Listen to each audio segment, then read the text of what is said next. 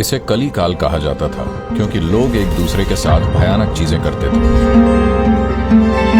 किस युग में आप हैं तय करेगा कि आपका ईथर शरीर कितना है। लोग अभी भी यही कह रहे हैं कि ये कलयुग है क्योंकि कृष्ण ने कहा था कि ये कलयुग है। लेकिन हम अगला कदम कैसे लेते हैं या अगली पीढ़ियां कैसे जीती हैं, इसे हम ही तय करते हैं।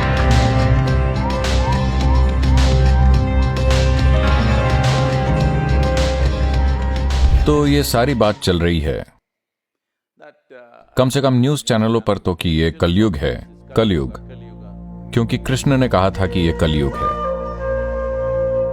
कब कहा था? 5124 साल पहले। तो तब से कली का संपूर्ण पहलू जो 2592 साल तक चलता है खत्म हो चुका है, और द्वापर भी 2592 साल का है जो कि 2082 के आसपास समाप्त हो जाएगा। इसका मतलब है कि और 58 साल, 58 साल, लगभग 60 साल। अगर आप 60 साल और जीते हैं तो आप त्रेता युग देखेंगे। इसका मतलब यह नहीं है कि एक दिन अचानक ये त्रेता बन जाएगा। देखिए, जब हम सर्दी कहते हैं तो इसका मतलब यह नहीं है कि अचानक एक दिन सर्दी आ गई, आहिस्ता आती है। गर्मी, ऐसा नहीं है कि एक दिन अचानक गर्मी आ गई, यह धीरे धीरे होता है। तो जिसे आप युग कह रहे हैं वो एक तरह से एक अधिक विशाल मौसम है। मौसमों का एक बड़ा दौर है। मौसमों में, सर्दियों में पेड़ एक तरह से होते हैं, जानवर एक तरह से होते हैं, वसंत में वो दूसरी तरह से होते हैं, गर्मियों में और अलग तरह से होते हैं। इसी तरह इस धरती पर जीवन इन अलग अलग युगों में अलग अलग तरह से होगा क्योंकि ये मौसमों का एक सुपर सिस्टम है। तो कली वो समय है दीर्घवृत्तीय चक्र के सबसे दूर के छोर पर होते हैं। उस वजह से इसे देखने के कई तरीके हैं। एक महत्वपूर्ण बात यह है कि देखिए, हमारे पास जो 5 शरीर या शरीर की 5 परतें हैं, विशेष रूप से इंसानों के संदर्भ में भौतिक शरीर अन्नमय कोश है, मानसिक शरीर मनोमय कोश है, ऊर्जा शरीर प्राणमय कोश है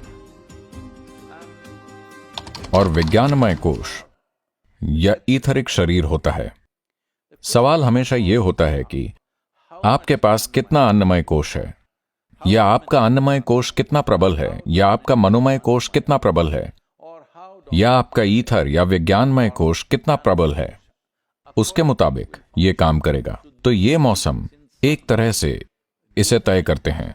आप देख सकते हैं कि इन 4 मौसमों में पूरे देश में यहां 11 डिग्री अक्षांश पर शायद आप इस पर इतना गौर ना कर पाएं, लेकिन यह मौजूद है क्योंकि लोगों ने इस पर गौर किया है। इसलिए तमिलनाडु में मार्गली और माघ मौसम होता है, और आप जानते हैं देश भर में कई दूसरे, हर कोई उस महीने को कम उत्साह वाला महीना जानता है, और इसलिए तब लोग खुद को उन्नत करने के लिए चीजें करते हैं। लेकिन अगर आप समशीतोष्ण देशों में जाते हैं तो सर्दियों की स्थिति और वसंत की स्थिति के बीच काफी अंतर होता है, अभूतपूर्व अंतर। आप विश्वास नहीं कर पाएंगे कि आप उसी दुनिया में हैं। अगर आप सर्दियों में जाते हैं तो जैसे हर चीज, सब कुछ ऐसा लगता है जैसे दुनिया खत्म होने जा रही है। वसंत आता है तो बूम, हर चीज वापस खिल जाती है। तो कम से कम गोलार्ध के इस हिस्से में या गोलार्ध के उत्तरी हिस्से में ये ऐसा ही है। दक्षिणी गोलार्ध में ये उल्टा है, लेकिन वही चीजें होती हैं। तो इसी तरह सुपर साइकिल में भी वही चीजें होती हैं, लेकिन मनुष्य के संदर्भ में आपका भौतिक शरीर प्रमुख है या मानसिक शरीर प्रमुख है, ऊर्जा शरीर प्रमुख है या ईथरिक शरीर प्रमुख है, यह उस पर निर्भर करता है जहां ये नियमित वार्षिक चक्र भी कुछ हद तक इन्हें तय करते हैं। लेकिन सुपर साइकिल बहुत कुछ तय करती है। किस युग में आप हैं तय करेगा कि आपका ईथर शरीर कितना है। इसका मतलब यह नहीं है कि यह पूरी तरह से निर्णायक है। यह सब कुछ नहीं है, बस इसका प्रभाव होता है। आप किसी भी युग में होकर शानदार हो सकते हैं और आप किसी भी युग में होकर एक झमेला हो सकते हैं। इस सब का ये अनुभव आपके अच्छे या बुरे होने का सवाल नहीं है। या आप लोग कहते फिरते हैं, देखिए, जिस पल आप किसी चीज के बारे में पूर्वाग्रह रखते हैं तो कोई व्यक्ति पापी बन जाता है और कोई व्यक्ति संत बन जाता है। यह कैसे होता है? आप कुछ मूल्य निर्धारित करते हैं, अगर कोई उस पर खरा नहीं उतर पाता तो वो पापी है, अगर कोई उस पर खरा उतरता है तो वो संत है। लेकिन ये मूल्य अलग अलग जगहों में, युगों में, समय समय पर बदलते रहते हैं। ये बदल रहे हैं, वो महत्वपूर्ण नहीं है। महत्वपूर्ण बात यह है कि हम समझते हैं कि जब हम यहां हैं तो हम जो हैं, हम अपने भीतर जो कर रहे हैं, हम उसका परिणाम हैं। अब सवाल बस इतना है कि हम अपने भीतर जो कर रहे हैं वो जागरूकता में हो रहा है या बेहोशी में। अगर हम जागरूकता में कर रहे हैं तो परिणाम वैसा ही होगा जैसा हम चाहते हैं।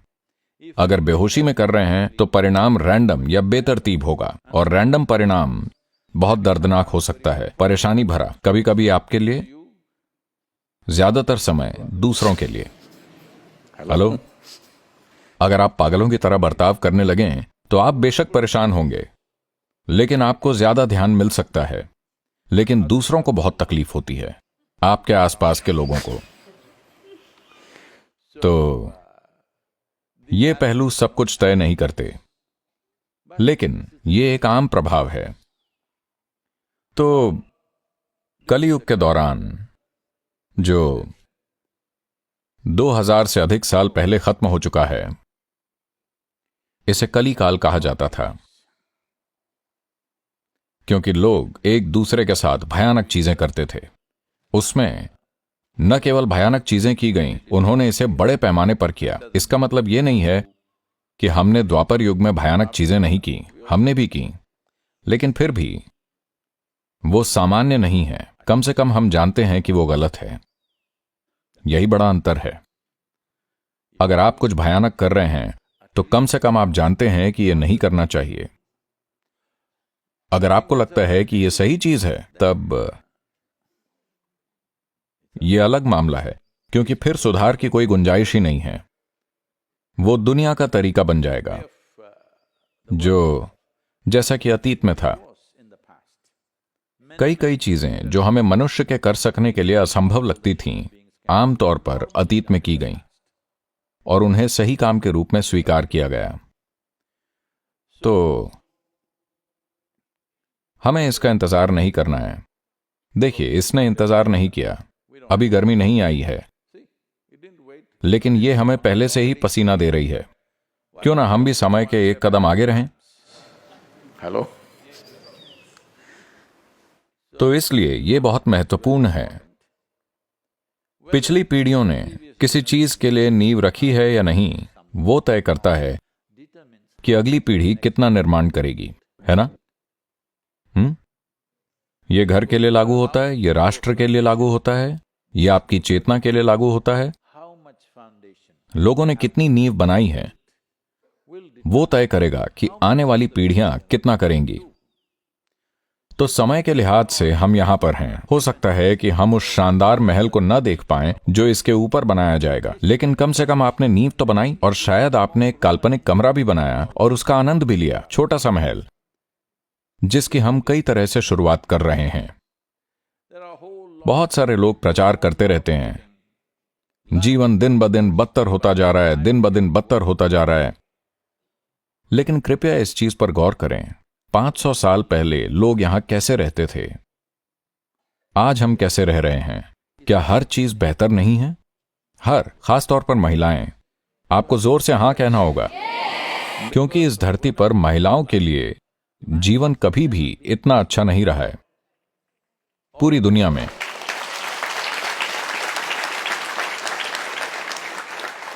तो हम अगला कदम कैसे उठाते हैं, वो हमारे हाथ में है। हम इस तरह इसलिए हैं क्योंकि किसी ने कुछ बुनियाद बनाई है, तो हम इस स्थान पर आए हैं। लेकिन हम अगला कदम कैसे बनाते हैं, या अगली पीढ़ियां कैसे जीती हैं, यह हमारे द्वारा तय होता है। तो ऐसे समय में, जब मैं कहता हूं ऐसे समय में, जब हम एक युग से दूसरे युग में जा रहे हैं, जब मौसम सर्दी से वसंत में बदल रहा हो, तो हमें खिलने के लिए तैयार रहना चाहिए। हेलो। कई मायनों में हम जिस दौर में हैं वो बहुत महत्वपूर्ण है, क्योंकि शायद मैं इसे नहीं देख पाऊंगा, मैं इसे नहीं देखूंगा, लेकिन आप में से कई युवा लोग इसे देखेंगे कि हम द्वापर युग से त्रेता युग में जा रहे हैं।